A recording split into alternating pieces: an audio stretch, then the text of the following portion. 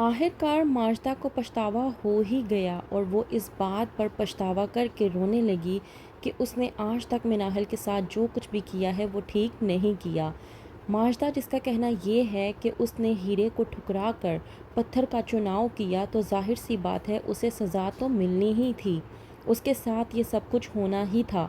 ڈرامے کی next episode میں آپ لوگ دیکھیں گے کہ ماجدہ جو کہ اپنی اولاد کی تمام تر صورتحال کو دیکھ رہی ہے اور یہاں تک کہ زارا کو بھی دیکھ رہی ہے کہ کس طرح سے زارا اپنی والدہ ماجدہ کے ساتھ رویہ اختیار کرتی ہے۔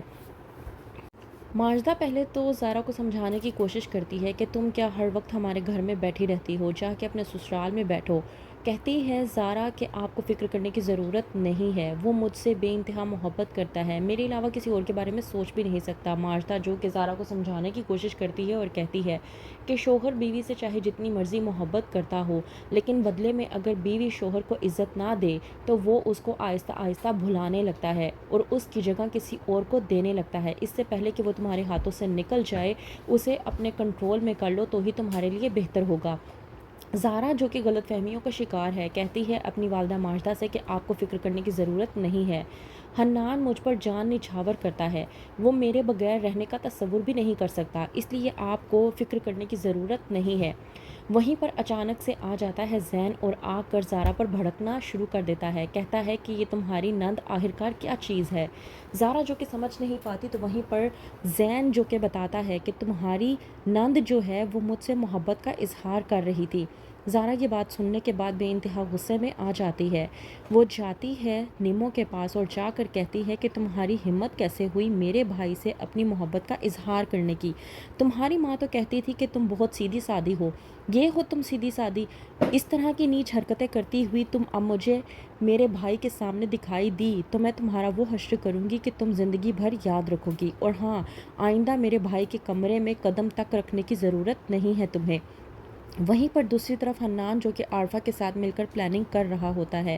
کہتا ہے کہ اب اگر شیبہ کے ساتھ شادی کرنی ہے تو ہمیں 15 سے 16 دن تو چاہیے ہوں گے، اور 15 سے 16 دن غائب رہنے کے لیے کوئی ایسا کام کرنا ہوگا کہ زارا کو مجھ پر شک نہ ہو۔ میں ایسا کرتا ہوں کہ زارا کو خوب شاپنگ کرواتا ہوں کیونکہ شاپنگ اس کی کمزوری ہے، ایسے وہ خوش ہو جائے گی، اور اگر میں 15 سے 16 دن کے لیے غائب بھی ہو جاؤں گا تو وہ مجھ سے کسی بھی قسم کا کوئی بھی سوال نہیں کرے گی۔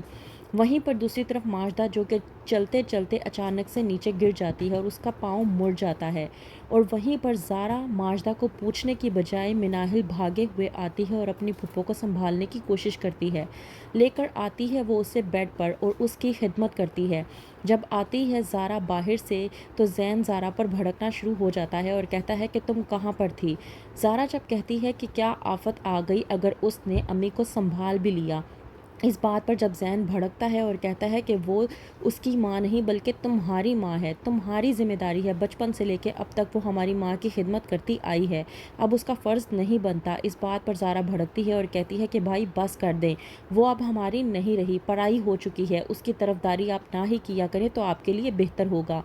زین جو کہ بھڑکتا ہے اور کہتا ہے کہ بس تو تم کرو، اور ویسے بھی تم نے اپنی شادی ہماری مخالفت میں آ کر کی تھی تو اب اپنی شادی کو نبھا کیوں نہیں رہی، تم چلی کیوں نہیں جاتی اپنے سسرال۔ اس بات پر زارا بھڑکتی ہے اور کہتی ہے کہ آپ کو فکر کرنے کی ضرورت نہیں ہے، حنان جیسے ہی آئے گا میں یہاں سے چلی جاؤں گی۔